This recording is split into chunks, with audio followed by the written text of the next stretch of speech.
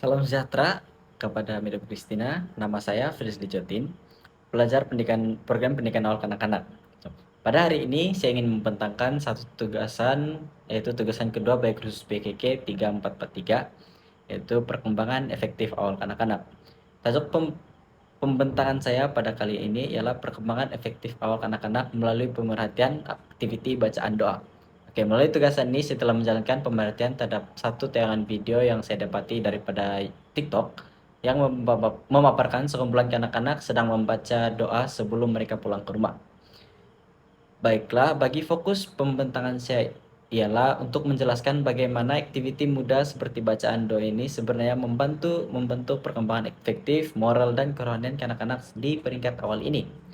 Saya juga akan mengaitkan pemerhatian ini dengan pembaca beberapa teori perkembangan oleh tokoh-tokoh seperti Lawrence Kohlberg, Albert Bandura, Maria Montessori, dan Erik Erikson.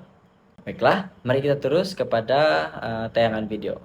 Mari kita lihat tayangan video yang telah saya pilih pada ini.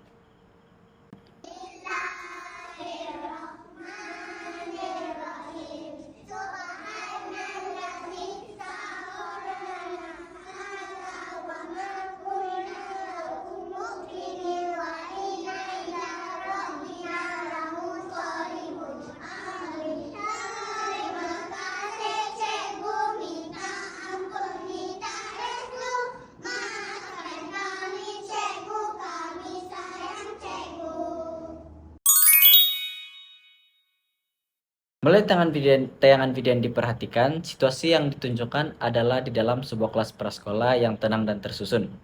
Guru berdiri di hadapan murid-murid kanak-kanak tersebut sambil memimpin bacaan doa manakala para kanak-kanak pula berdiri dalam barisan yang kemas.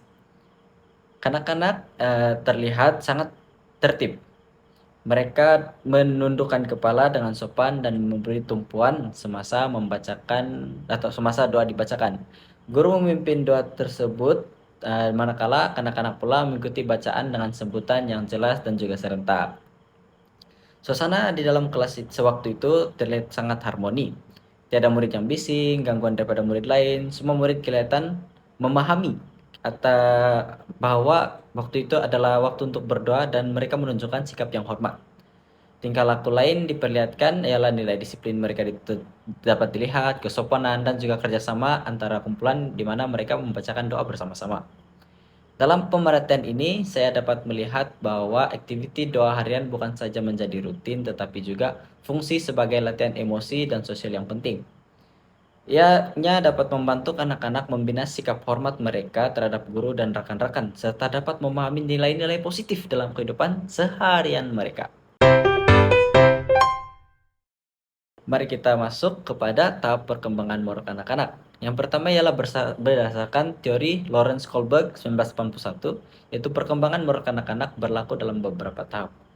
Dalam video ini, kanak-kanak menunjukkan bahwa mereka adalah pada tahap prakonvensional, yaitu tahap di mana mereka berkelakuan baik karena ingin mendapatkan ganjaran atau pujian, serta ingin diterima oleh guru dan rekan. Contoh yang berkaitan seperti video tadi ialah mereka membaca doa dengan tertib karena mau dipuji oleh guru sebagai murid yang baik.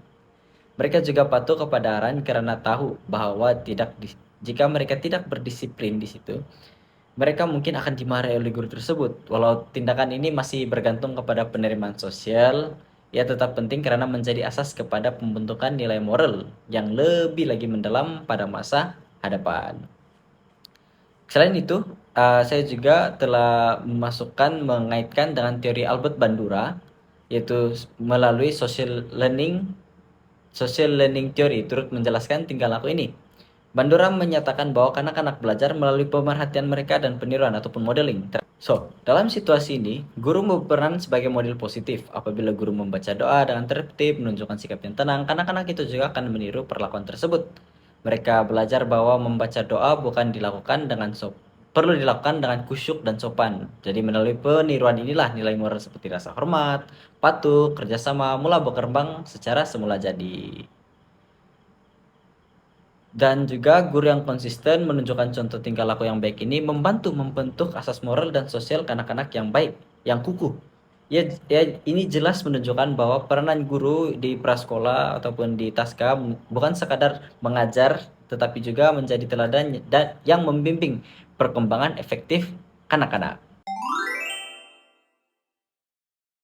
Seterusnya, mari kita lihat pula daripada aspek kerohanian kanak-kanak ini.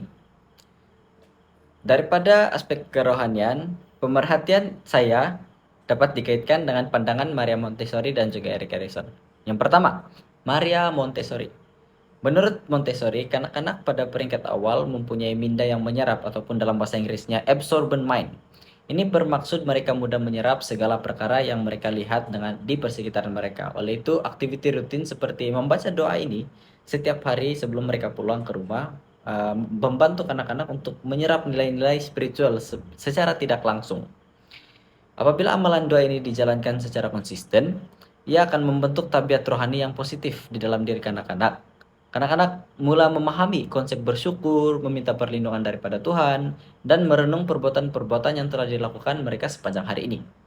Semua ini membantu mereka mengawal emosi, menenangkan diri, serta membina kesadaran diri yang baik sesuai dengan topik kita efektif. Sementara itu, menurut teori Erik Erikson pula, anak-anak yang berumur 5 hingga 6 tahun ini berada pada tahap inisiatif versus rasa bersalah ataupun inisiatif versus guilt. Pada tahap ini, kanak-kanak mulai memahami peranan sosial mereka dalam kumpulan dan menyadari akibat tindakan mereka terhadap orang lain. Dalam konteks bacaan doa ini, mereka belajar bahwa doa bukanlah sekadar bacaan rutin saja, tetapi juga cara untuk menghargai hari yang telah dilalui mereka dan memohon keberkatan sebelum mereka pulang ke rumah. Aktiviti ini membantu membentuk kesyukuran, ketenangan, dan refleksi diri. Dengan kata lain, doa harian di prasekolah bukan sekadar aktiviti keagamaan semata-mata, tetapi menjadi alat pembangunan rohani dan juga emosi yang membantu membentuk keseimbangan diri kanak-kanak itu, sama ada di rumah maupun di prasekolah. Sebagai kesimpulan, pemerhatian saya terhadap aktiviti bacaan doa ini sebelum pulang ini menunjukkan bahwa perkembangan efektif, moral, dan kerohanian yang di dalam video itu saling berkait rapat. Daripada teori Kohlberg, kita dapat lihat bahwa kanak-kanak patuh karena ingin diterima secara sosial. Daripada Bandura pula, kita paham bahwa kanak-kanak meniru tingkah laku positif yang ditunjukkan oleh guru. Daripada Montessori pula, kita sadar bahwa kanak-kanak menyerap nilai murni melalui rutin harian yang diulang-ulang. Dan daripada Erikson pula, kita belajar bahwa amalan seperti doa ini akan membantu kanak-kanak tersebut memahami peranan sosial mereka serta mengawal emosi mereka. Semua teori ini membuktikan bahwa aktiviti bacaan doa bukan sekadar amalan biasa, tetapi juga medium kepada pembelajaran untuk menyentuh aspek emosi, moral, dan spiritual mereka. Oleh itu, guru memainkan peran besar dalam memastikan suasana pembelajaran yang positif agar nilai-nilai dapat diterapkan secara berterusan dalam kehidupan kanak-kanak.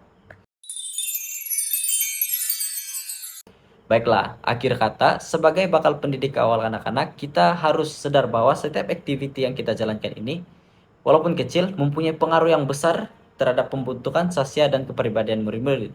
Dengan bimbingan guru yang baik, rutin yang berdisiplin, kanak-kanak akan membesar sebagai individu yang bukan saja cerdas secara kognitif, tetapi juga seimbang dari segi emosi dan juga rohani mereka. Sekian saja pembentangan saya mengenai perkembangan efektif awal kanak-kanak melalui pemerhatian ini. Oleh itu, saya ingin ucapkan terima kasih atas semua perhatiannya. Sekian, terima kasih.